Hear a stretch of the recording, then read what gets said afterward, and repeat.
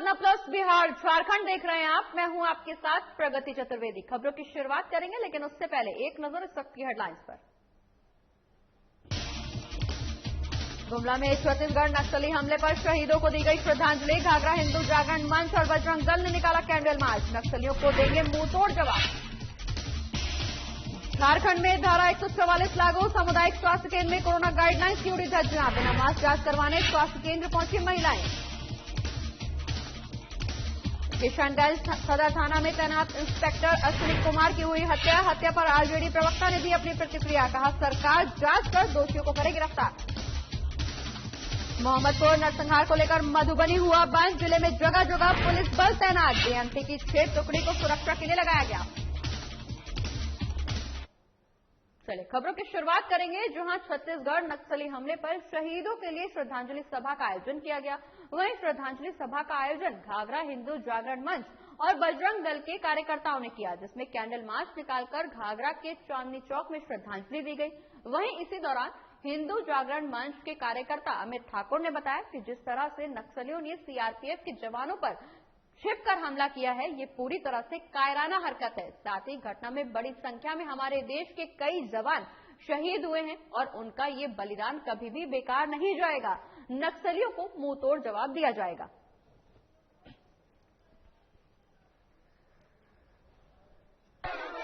जिला में जो 22 जवान शहीद हुए हैं, उसको लेके हमारे हिंदू जागरण मंच तत्पर खड़ी है उनके परिवार के साथ। और आज हम लोग कैंडल मार्च इसके विरोध में निकाले थे, नक्सलियों के विरोध में। और इनको स्पेशल नरेंद्र मोदी जी देख रहे हैं, इस कार्रवाई को उनके मान में घुस के वो कार्रवाई करेंगे। और ये जो भी घटना घटी है, हम लोग इसका कड़ी से कड़ी विरोध करते हैं, निंदा करते हैं।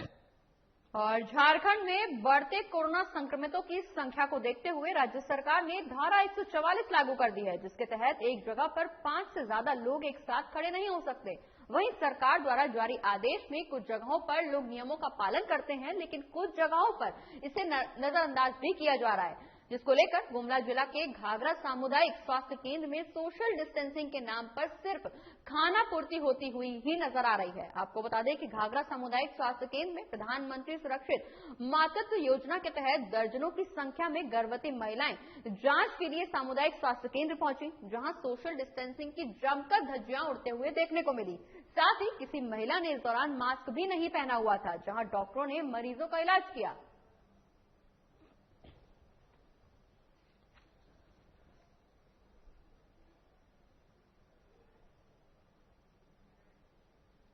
वहीं बिहार में लगातार कोरोना के मामलों में इजाफा देखने को मिल रहा है। ऐसे में बिहार सरकार की तरफ से नई गाइडलाइंस भी जारी की गई हैं। बता दें कि नई गाइडलाइंस के तहत सभी धार्मिक स्थलों को बंद कर दिया गया है। बावजूद इसके पटना के हनुमान मंदिर में कोरोना के आगे आस्था भारी पड़ रही है। लोग बंद मंदिर के दरवाजे पर ही प्रसाद चढ़ा रहे हैं। बता दें कि पटना हनुमान मंदिर का जायजा लिया हमारे सहयोगी अभिषेक ने। क्या कुछ मौजूदा स्थिति है, देखिए।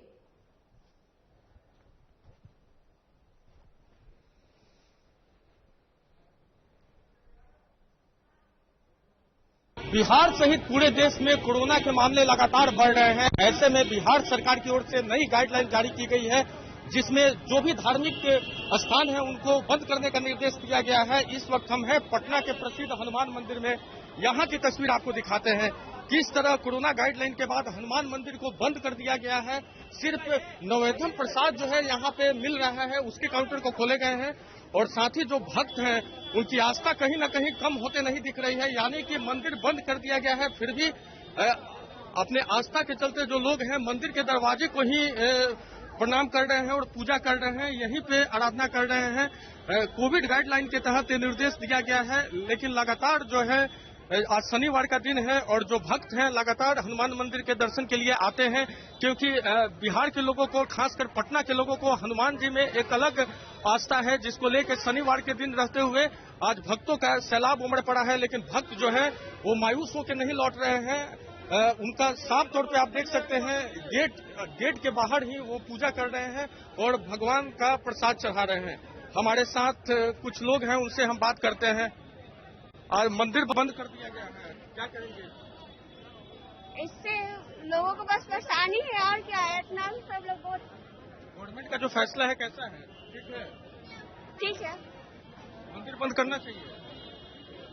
नहीं, सुबह में बंद नहीं करना चाहिए, सुबह में खुला रहना चाहिए, बस और टाइम बंद रहना चाहिए। आप लोग पूजा करने आए हैं? हाँ मंदिर बंद कर दिया गया है। हाँ, मंदिर सरकार के इस फैसले को कैसे अच्छा मान रहे हैं। अच्छा, हाँ। तो आप देख सकती हैं लगातार जो भी भक्त हैं हनुमान मंदिर में पूजा करने के लिए आ रहे हैं और मंदिर का दरवाजा बंद होने के कारण मंदिर के गेट पे ही वो अपनी श्रद्धा को दिखा रहे हैं और पूजा पाठ कर रहे हैं। हालांकि प्रसाद की दुकानों को खोला गया है, प्रसाद की दुकानों को बंद नहीं किया गया है। आज मंदिर बंद कर दिया गया है। क्या कहेंगे सरकार के इस फैसले को, कितना उचित है? फैसला उचित है, मगर ये अगर समय पे लिया जाता तो काफी ज्यादा और उचित होता। और बंद करने से फायदा क्या हुआ? भीड़ तो अभी भी लगा हुआ ही है। जो अंदर लगता है वो अभी गेटों पे ही भीड़ लगा हुआ है। तो यहाँ मेन मुद्दा भीड़ है, अंदर लगे या बाहर लगे, भीड़ तो लग रहा है ना। तो इनका साफ तौर पे कहना है कि जो भीड़ अंदर था वो बाहर लग रहा है, यानी भीड़ लग रहा है। ये फैसला कहीं और मंदिर का भीड़ नहीं है, पब्लिक प्लेस पे भी तो भीड़ लग रहा है, वहाँ पे तो रोके नहीं है, तो वहाँ पे कोरोना नहीं होगा। भगवान जी कोरोना बांट रहे हैं कि यहाँ मंदिर में भीड़ मत लगा, यहाँ पे मेरे पास कोरोना है, पब्लिक प्लेस में तुम लोग इकट्ठा हो सकते हो, वहाँ पे कोरोना नहीं है, तो गलत है। आप लोग अक्सर हनुमान मंदिर आते हैं? हाँ, हम लोग जब भी रिजल्ट वगैरह या फिर कुछ भी मन्नत कल वगैरह, हमारा रिजल्ट आया था, उसी लिए हम लोग आए। किस चीज का रिजल्ट आया है? DU Patna university graduation first year का। आप लोग पास हो गई हैं? फर्स्ट डिवीजन नंबर से, अच्छे नंबर से। इसलिए भगवान को प्रसाद चढ़ाने के लिए बिल्कुल। आए हैं। लेकिन मंदिर बंद रहने के कारण निराशा हाथ लगी है। हाँ, निराशा, और बाहर से ही सब कुछ, और जो ये फूल पत्तियां बाहर डाल रहे हैं, क्या फायदा? इससे भी तो कोरोना होगा ही ना, ये भी तो कोई ना कोई टच कर ही रहा है, क्या उससे नहीं होगा कोरोना? तो आप देख सकते हैं साफ तौर पे इन छात्राओं का कहना है कि मंदिर बंद कर दिया गया है, लेकिन मंदिर के दरवाजे पे भीड़ जो है पहले की ऐसी है और ऐसे में कोरोना का जो खतरा है कम होते नहीं दिख रहा है। यानी कि जो लोग दर्शन करने के लिए आ रहे हैं गेट पे भी वही भीड़ देखी जा सकती है। हमारे साथ कुछ छात्राएं और हैं। आप कहाँ से आई हैं? बक्सर से। सरकार के इस फैसले को कितना उचित मान रही है कि जो कोरोना को देखते हुए मंदिर को बंद कर दिया गया है? ठीक है, अच्छी बात है, बंद कर दिया गया तो। लेकिन मंदिर बंद कर दिया गया है, भीड़ तो बाहर भी उसी तरह का है जो अंदर हुआ। मान नहीं रहे हैं इस बात से। लोग मान नहीं रहे? नहीं, हम आए थे यहीं पे, तो सोचे बाहर से ही प्रणाम कर लेते, बहुत दिनों से यहाँ भगवान का पूजा करना चाहिए, सोशल डिस्टेंसिंग नहीं करनी चाहिए। कोरोना की नई गाइडलाइन के तहत मंदिर को बंद कर दिया गया है। सरकार के इस फैसले को आप कैसे देखते हैं? बहुत अच्छा है, बहुत अच्छा फैसला है कि तो जहाँ भी भीड़ भाड़ ज्यादा होगी समस्या बढ़ेगी, इसलिए अपनी जान को बचाने के लिए तथा राज्य के हित में यह फैसला बहुत ही अच्छा है। तो आप देख सकते हैं लोग जो है सरकार के इस फैसले को काफी सराह रहे हैं। उनका साफ तौर पे कहना है कि कोरोना के बढ़ते मामले के लिए सरकार का जो ये फैसला है जनहित में है और लोगों के लिए काफी अच्छा है। पटना से साधना न्यूज के लिए अभिषेक सिंह।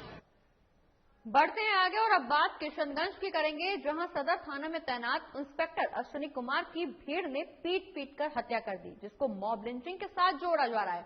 आपको बता दें कि हत्या पश्चिम बंगाल के पंजीपाड़ा के पंतापारा में हुई है, जिस पर अब आरजेडी ने अपनी प्रतिक्रिया दी है। बता दें कि इस दौरान आरजेडी प्रवक्ता मृत्युंजय तिवारी ने कहा कि सरकार घटना की जांच करे और जो भी दोषी हो उसको गिरफ्तार किया जाए।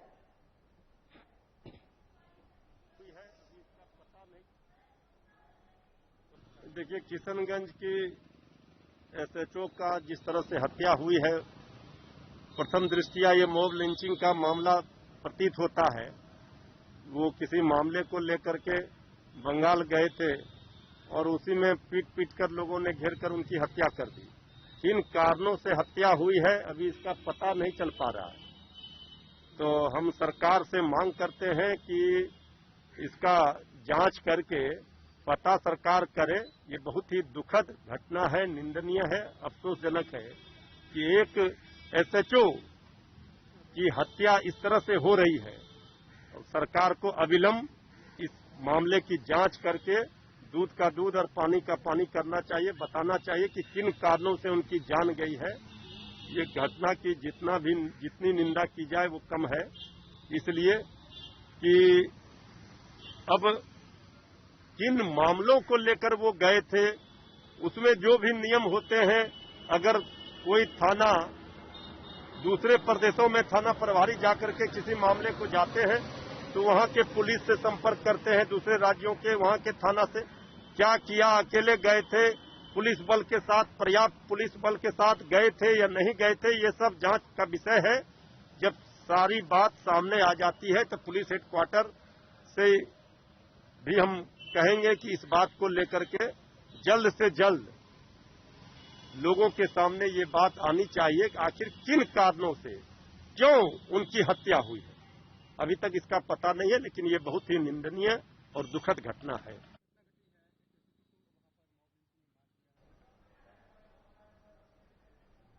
और इसी खबर पर ज्यादा जानकारी के लिए वरिष्ठ संवाददाता अभिषेक कुमार हमारे साथ जुड़ गए। अभिषेक, पूरा मामला क्या है, आखिर क्यों भीड़ ने इस वारदात को अंजाम दिया जिसके चलते इंस्पेक्टर अश्विनी कुमार की पीट कर हत्या कर दी गई? आखिर लोगों में पुलिस का खौफ क्यों नहीं पैदा हो पा रहा है? पुलिस प्रशासन इतना ढीला रवैया कैसे अपना रही है जिसके चलते लोग अक्सर ऐसी घटनाओं को अंजाम देने में सफलता प्राप्त करते जा रहे हैं? जी बिल्कुल, मैं बता दूं कि यह मामला जो है किशनगंज के सदर थाने का है। सदर थाना के जो SHO है अश्विनी कुमार, वो एक लूट कांड का उद्भेदन करने के लिए वहां से सटे हुए जो बंगाल का एक जिला पड़ता है पंतापाड़ा, वहां पे गए हुए थे छापेमारी करने के लिए। इसी दौरान छापेमारी करने के लिए जब वो वहां पहुंचते हैं तो उसी दौरान भीड़ जो है, घात लगाई भीड़ उन पे हमला कर देती है और एक मॉब लिंचिंग के तहत उनको पीट के उनकी हत्या हो जाती है। छापेमारी करने के पहले वो खुद वहां के जो SHO है पंतापाड़ा थाना के, उनसे उन्होंने संपर्क किया था। उन्होंने कहा था कि आप लोग आगे निकलिए, हमारी जो टीम है, पुलिस की टीम है, वो पीछे से आती है। तो जो अश्विनी कुमार है अपने दल के साथ छापेमारी करने जैसे पहुंचते हैं, वहां घात लगाए भीड़ ने उन पे हमला कर दिया और पीट के उन्हें मौत के घाट उतार दिया। फिलहाल जो खबरें मिल रही हैं उसके मुताबिक पुलिस ने छापेमारी करते हुए जो इस घटना में जो शामिल हैं उसमें 3 लोगों को गिरफ्तार किया है। मुख्य रूप से अगर हम बात करें तो आरोपी फिरोज आलम की गिरफ्तारी हुई है, अबूजर आलम की गिरफ्तारी हुई है और शाहिनूर खातून की गिरफ्तारी हुई है। इन लोगों की गिरफ्तारी जो है पंतापाड़ा पुलिस थाने के इलाके से हुई है। तो पुलिस जो है, पश्चिम बंगाल पुलिस जो है अपराधियों को पकड़ने के लिए लगातार छापेमारी कर रही है। अभी तक 3 आरोपी जो है गिरफ्तार हो चुके हैं। बाकी की गिरफ्तारी के लिए पुलिस जो है लगातार छापेमारी कर रही है। जी बिल्कुल अभिषेक, जैसा कि आपने बताया कि पुलिस लगातार आरोपियों की गिरफ्तारी के लिए छापेमारी कर रही है। अब देखना ही होगा कि कब तक पुलिस की गिरफ्त में ये सभी आरोपी आ पाते हैं। बहुत बहुत शुक्रिया अभिषेक, ये तमाम जानकारी हमारे दर्शकों तक पहुंचाने के लिए। और इसी के साथ यहाँ रुकना एक छोटे से ब्रेक के लिए। ब्रेक के उस पार भी बिहार झारखंड की तमाम बड़ी खबरों का सिलसिला रहेगा जारी।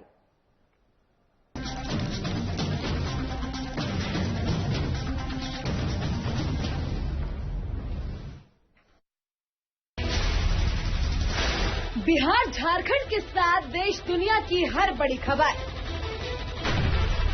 देखिए फटाफट अंदाज में शाम 7:30 बजे। खबरें सुपरफास्ट सिर्फ साधना प्लस पर।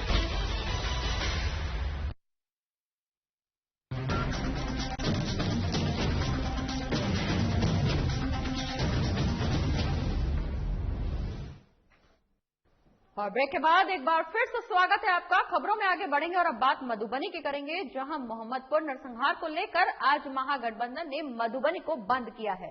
इस स्थिति को देखते हुए प्रशासन ने सुरक्षा बलों और पुलिस को जगह जगह तैनात किया है, जिससे जिला प्रशासन की छावनी में तब्दील हो गया है। किसी भी तरह की अनहोनी नहीं हो, इसके लिए BMP की 6 टुकड़ी को सुरक्षा के लिए लगाया गया है।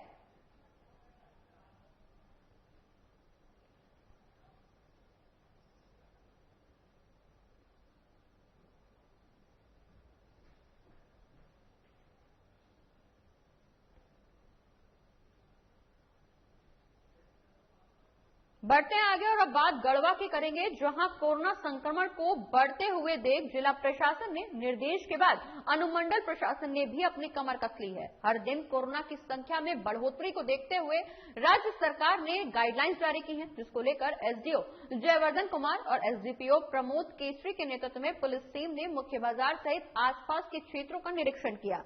वहीं निरीक्षण के दौरान SDO ने कहा कि जिला प्रशासन के निर्देश अनुसार रात में निरीक्षण किया जा रहा है। कोरोना के बढ़ते संक्रमण को देखते हुए जिला प्रशासन के निर्देशानुसार यहां हम लोग 2-3 दिन से माइकिंग करा रहे हैं। कतिपय दुकानदार माइकिंग कराने के बावजूद 8 बजे के बाद दुकान खोले हुए था। इसको अभी हम लोग स्थानीय थाना को भेजे हैं तदुपरांत उस पर कठोर कार्रवाई करेंगे हम लोग उम्मीद करते हैं कि यहाँ के स्थानीय दुकानदार, समाजसेवी, बुद्धिजीवी कोरोना के बढ़ते संक्रमण को ध्यान में रखते हुए जिला प्रशासन को अपेक्षित सहयोग करेगा। आमजनों के सहयोग से ही हम सब कोरोना पर विजय हासिल कर सकते हैं।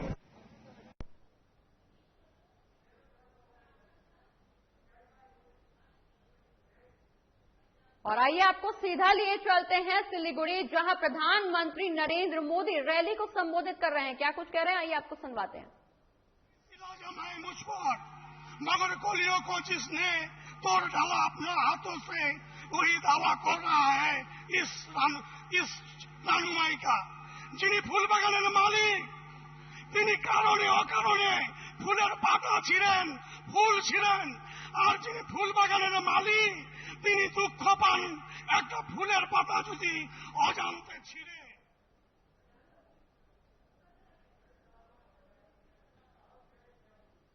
तो पश्चिम बंगाल के सिलीगुड़ी में प्रधानमंत्री नरेंद्र मोदी रैली को संबोधित करने पहुंचे हैं। आपको बता दें कि पश्चिम बंगाल सहित 5 राज्यों में चुनाव होने हैं, जिसको लेकर सभी पार्टियां जोर जोर से प्रचार प्रसार करने में लगी हुई हैं। लगातार जनता से अपील की जा रही है कि सभी पार्टियों के पक्ष में, अपने अपने प्रत्याशियों के पक्ष में लगातार वोट करने की अपील की जा रही है।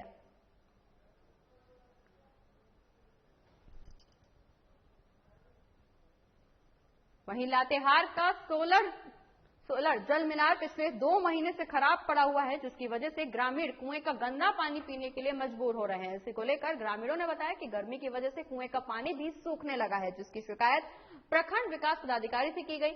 वहीं डीएमएफटी फंड के सदस्य सह बालूमाथ उप प्रमुख संजीव कुमार सिन्हा ने बताया कि कई जगहों पर सोलर जल मीनार लगाया गया था, लेकिन जिला स्तरीय बैठक पिछले 2 साल से नहीं होने के चलते समस्या का समाधान नहीं हो पाया है और लातेहार उपायुक्त अबू इमरान से बात कर सोलर जल मीनार ठीक करवाने की मांग की गई है।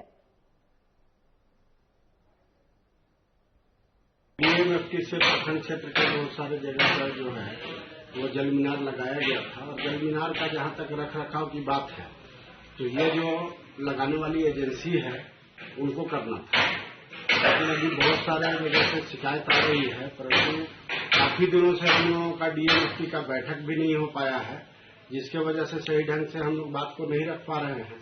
ऐसे टेलीफोन पर जो है या फोन के माध्यम से जो है उपायुक्त से जो है इस बारे में शिकायत किए हैं। मुझे उम्मीद है कि बहुत जल्द उस पर जो है सभी उपायुक्त के द्वारा पहल किया जाएगा। 2 महीना हो गया, होली से पहले बिगड़ल है तो 2 बार हम लोग बनाए मिल करके सब गांव वाला, फिर भी बिगड़ गया तो अब क्या करें। कितना लोग डिपेंड है इस जल मीनार में? आप लोग जल में इसमें 30-40 आदमी हैं। हम लोग के घर है, घर मकान ब्लॉक से लेकर के देवाकर नगर विद्यालय स्कूल सब बच्चा लोग यहीं पर आते थे पानी पीने के लिए, और अभी बच्चा लोग के भी स्कूल बंद है और पानी भी नहीं मिल रहा है। बहुत तरह के दिक्कत है, बहुत तरह के परेशानी है। जब से जो लगा है मतलब हम लोग 1-2 बार बना चुके भी अपने से, प्रशासन के पास भी गए हैं, मुखिया कार्यालय में भी गए हैं, कोई हम लोग के सुन नहीं रहा है, बात को और नहीं सुना है। आते हैं खाली फोटो कैमरा करते हैं और इसी तरह चले जाते हैं। हम लोग मिला जुला की जगह बालूमाथ दिवाकर नगर में 30-40 घर हम लोग हैं। बहुत तरह के दिक्कत है, बहुत तरह के परेशानी है। आप लोग कृपया करके जो भी हैं, मुखिया हो गई है, प्रशासन हो गई है, जिस तरह से बना है हम लोग के, आप लोग बनाने का कोशिश करें।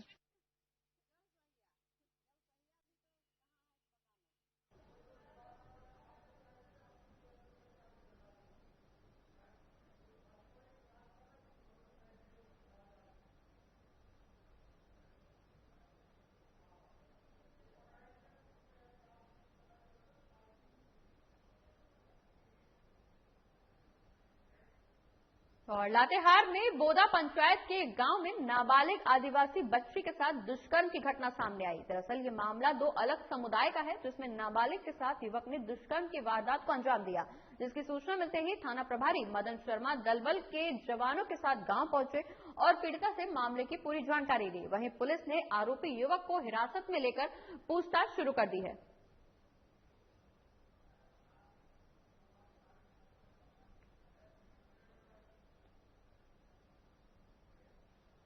बढ़ते हैं आगे और अब बात शेखपुरा की करेंगे, जहां स्वास्थ्य व्यवस्था सही नहीं होने की गवाही स्वास्थ्य विभाग के कर्मचारी और राज्य सरकार देती है, लेकिन सदर अस्पताल की बदहाल व्यवस्था ने स्वास्थ्य विभाग के पोल को खोल दिया है। आपको बता दें कि कैदी श्याम प्रभु बिंद को गंभीर अवस्था में शेखपुरा सदर अस्पताल लाया गया और कैदी पूरी तरह से नशे में था।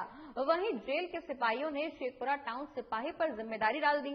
साथ ही सिपाही ने यह भी बताया कि शेखपुरा सदर अस्पताल में इलाज के नाम पर सिर्फ खाना पूर्ति होती है।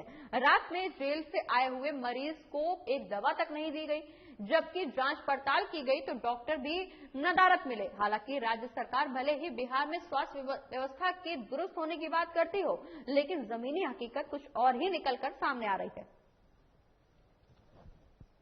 जिला में जो 22 जवान शहीद हुए हैं, उसको लेके हमारे हिंदू जागरण मंच तत्पर खड़ी है उनके परिवार के साथ। और आज हम लोग कैंडल मार्च इसके विरोध में निकाले थे, नक्सलियों के विरोध में। और इनको स्पेशल नरेंद्र मोदी जी देख रहे हैं इस कार्रवाई को।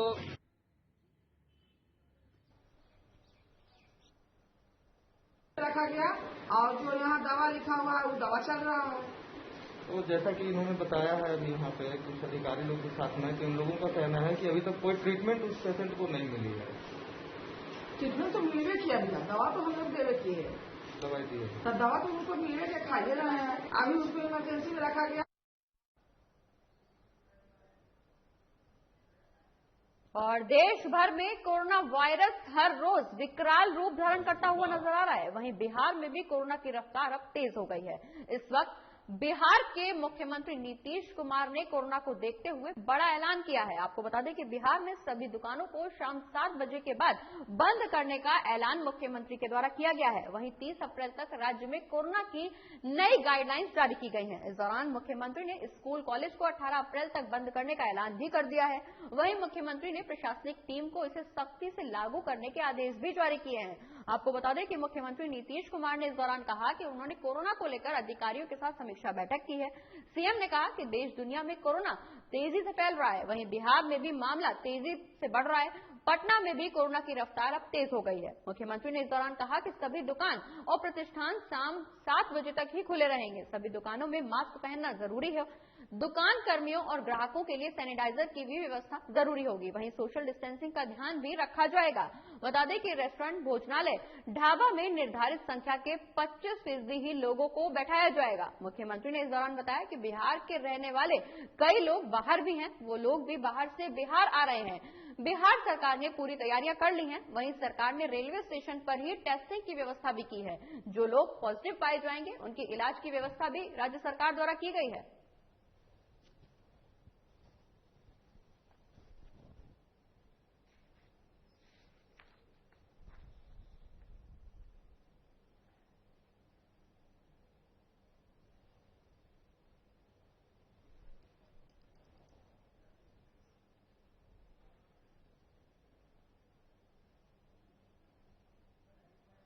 जो स्थिति और आज कोरोना की स्थिति को लेकर के हम लोगों ने पुनः आज चर्चा की है। और आप सबको मालूम है कि कल आदरणीय प्रधानमंत्री जी ने सभी राज्यों के मुख्यमंत्रियों के साथ भी कल मीटिंग की थी। और उसके पहले भी हम लोग सारे डीएम और एसपी के साथ वीडियो कॉन्फ्रेंसिंग के जरिए हर प्रकार की जानकारी और हर प्रकार का गाइडलाइन भी पहले भी आज से कुछ दिन पहले उस पर भी चर्चा कर चुके हैं।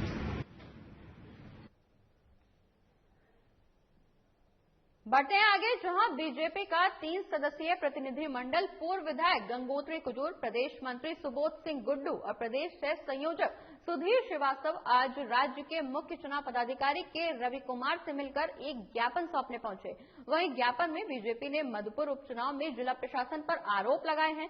क्या कुछ कहा है, आइए सुनवाते हैं आपको।